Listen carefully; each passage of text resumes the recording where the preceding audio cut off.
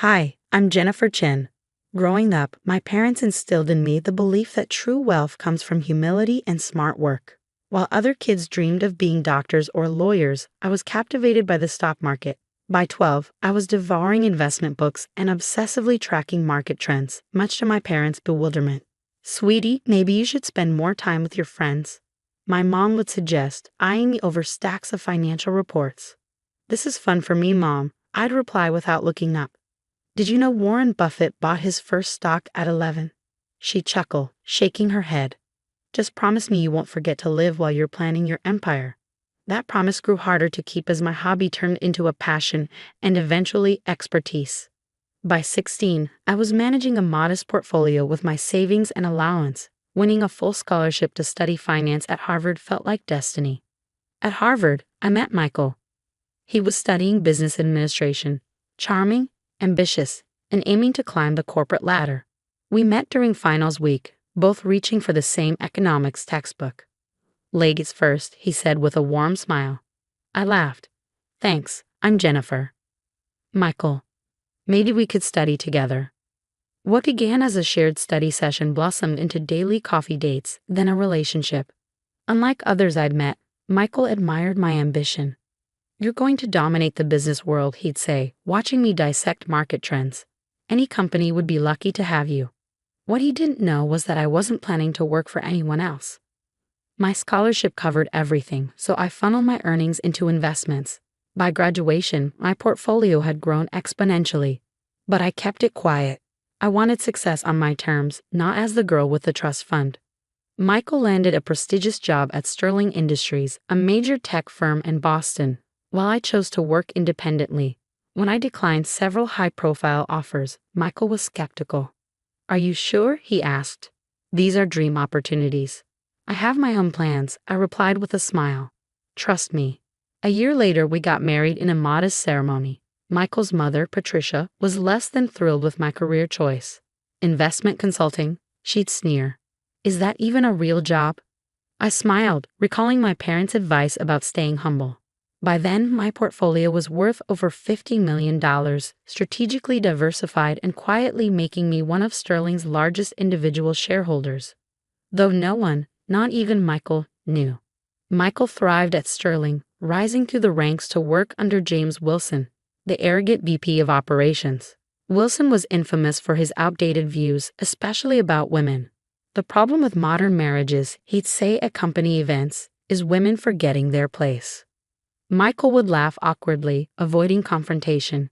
It irritated me, but I let it slide until the annual executive party.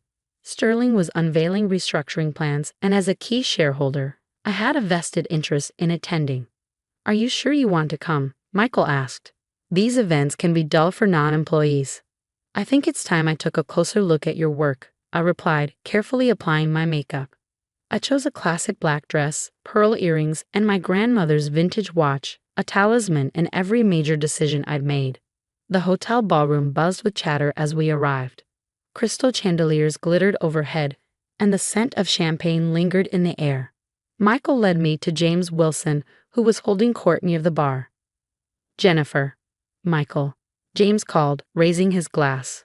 We were just discussing Sterling's exciting new direction. Cutting R&D for short-term profits, I asked, feigning innocence. Doesn't innovation drive sustainable growth? James's smile faltered. Ah, the little wife has opinions on business, does she? Laughter rippled through the group. Michael shifted uncomfortably. She likes to read the financial news, he said quickly. Honey, maybe we should grab some drinks. But James wasn't done. Sterling's biggest problem, he announced loudly, is too many voices from people who don't understand real business, like housewives who think reading the Wall Street Journal makes them experts. The crowd chuckled, but I noticed the CEO, Thomas Richards, watching with interest. My husband, once so proud of my intelligence, stared at his shoes. Before I could speak, a familiar voice interrupted. Actually, James, you might want to rethink that. Sarah Martinez, my private banker and confidant, stepped forward, her smile sharp. Should I explain, Jennifer, or would you like to? James's smug expression faltered. What's going on here? I straightened, feeling my grandmother's watch against my wrist. The time had come. Since you're so concerned about shareholder value, James, I said, my voice calm, perhaps we should discuss the report I'm presenting at Monday's board meeting. The one outlining why your restructuring plan will fail. James turned crimson. Board meeting. What are you talking about? CEO Richards stepped forward, his expression thoughtful. Jennifer Chen, JC Holdings. I knew the name sounded familiar. I smiled. Surprise. Strategic anonymity can be a powerful tool. What's going on? Michael whispered, his face pale and voice trembling. Sarah stepped forward, her tone cutting through the silence. Your wife, she announced to the room, owns 51% of Sterling Industries shares. And no, she doesn't spend her days shopping. The silence hung for a moment before chaos erupted. James Wilson's face turned a vivid red, cycling through shades I didn't know were possible. Michael looked as though he might faint. This is absurd, James sputtered. There must be some mistake.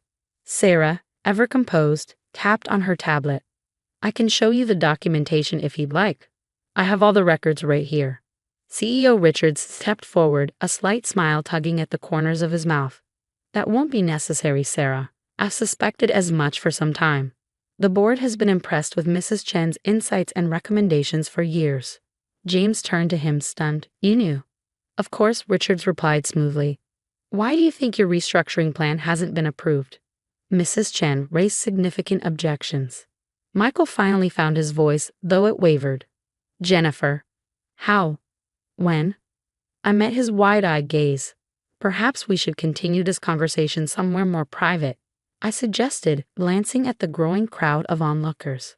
My office is just upstairs, Richards offered. Shall we? The elevator ride was oppressively silent. Michael alternated between glancing at me and staring at the floor, while James seethed. Sarah, steady as ever, stood by my side, a quiet but unwavering presence. Richard's office was expansive, with panoramic views of the Boston skyline.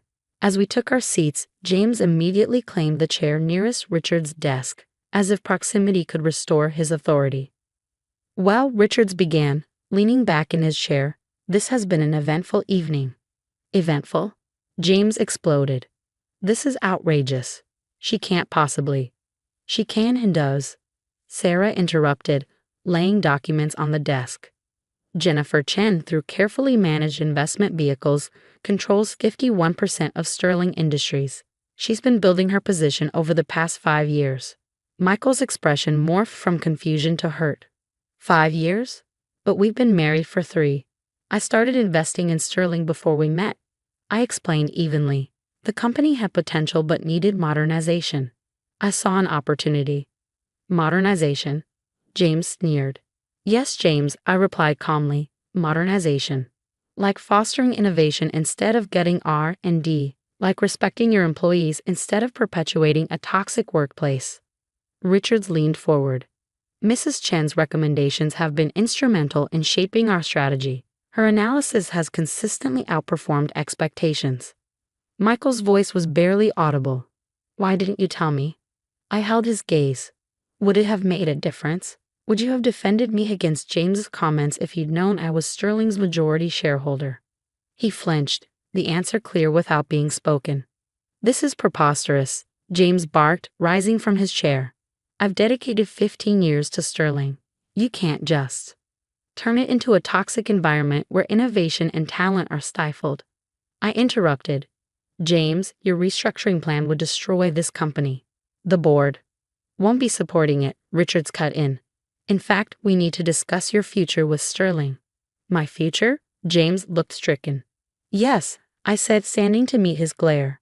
Your leadership is outdated, your strategies are short-sighted, and your conduct unacceptable. Sterling deserves better. You can't fire me, James shouted. You're just a majority shareholder, Sarah interjected coolly. And yes, she can. Michael remained frozen, his expression unreadable.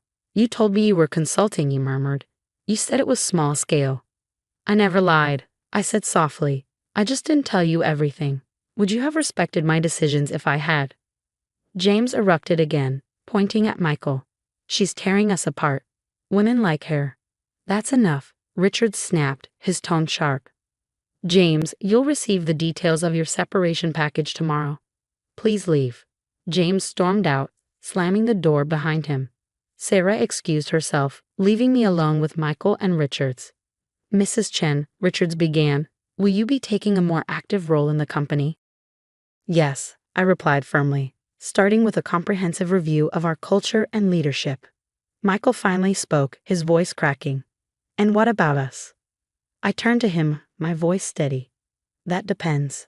Are you ready to see me as an equal, or am I still just the little wife you asked to stay quiet at company events?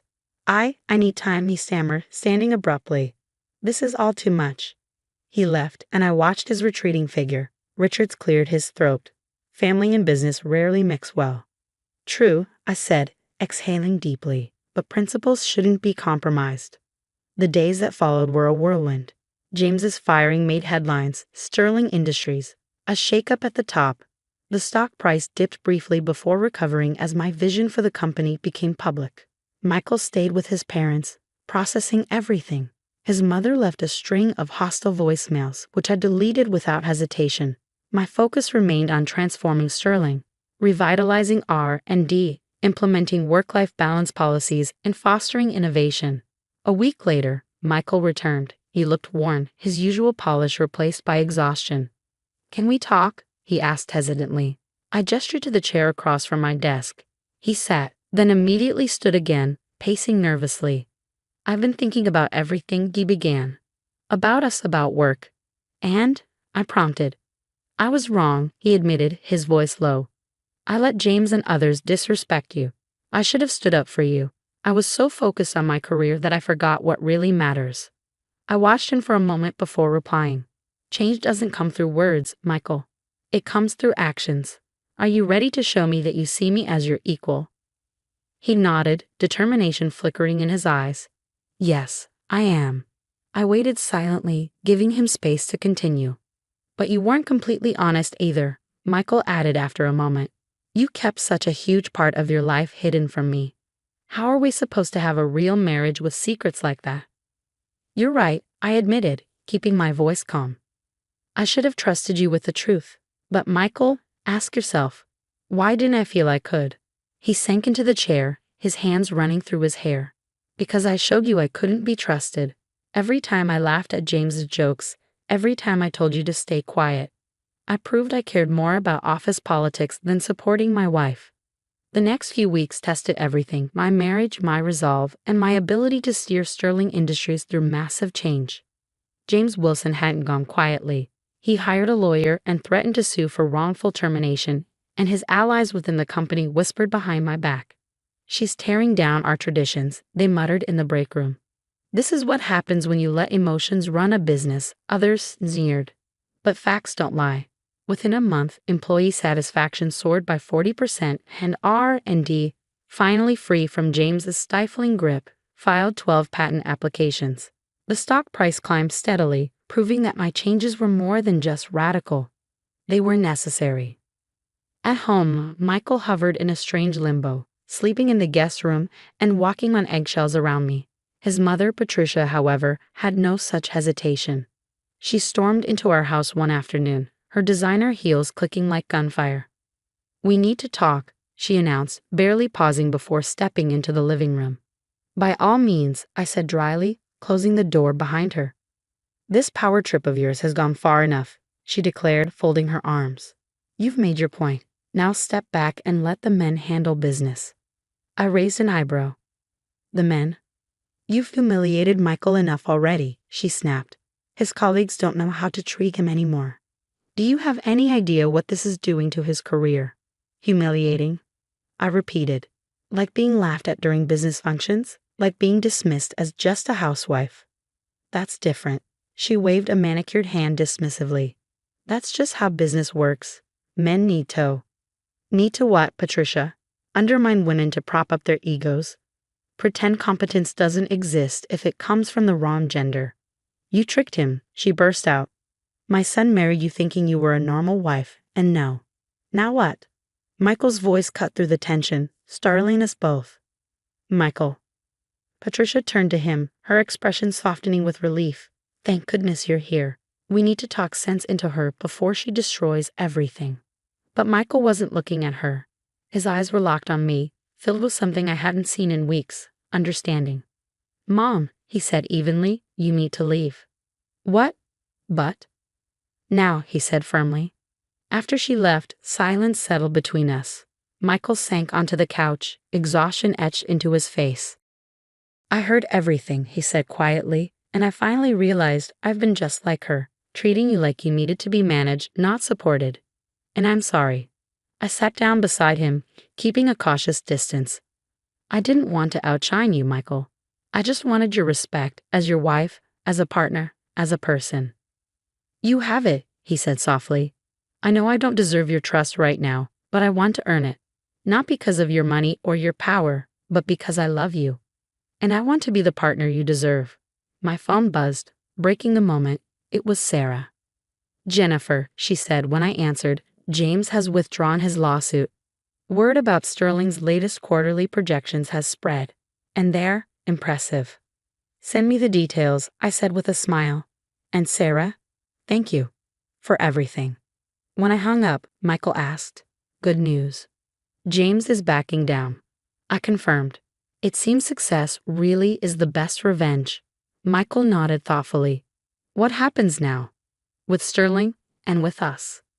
Sterling will keep evolving, I replied. We're rolling out a new parental leave policy and launching a mentorship program for women in tech next month. And us? He asked, his voice hesitant. I took a deep breath. That depends. Are you ready for a marriage of equals? Really ready?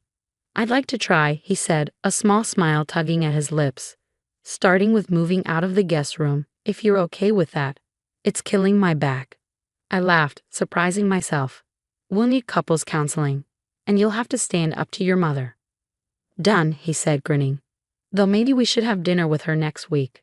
I'd love to see her face when you explain your women's leadership initiative. For the first time in weeks, I felt real hope for our future.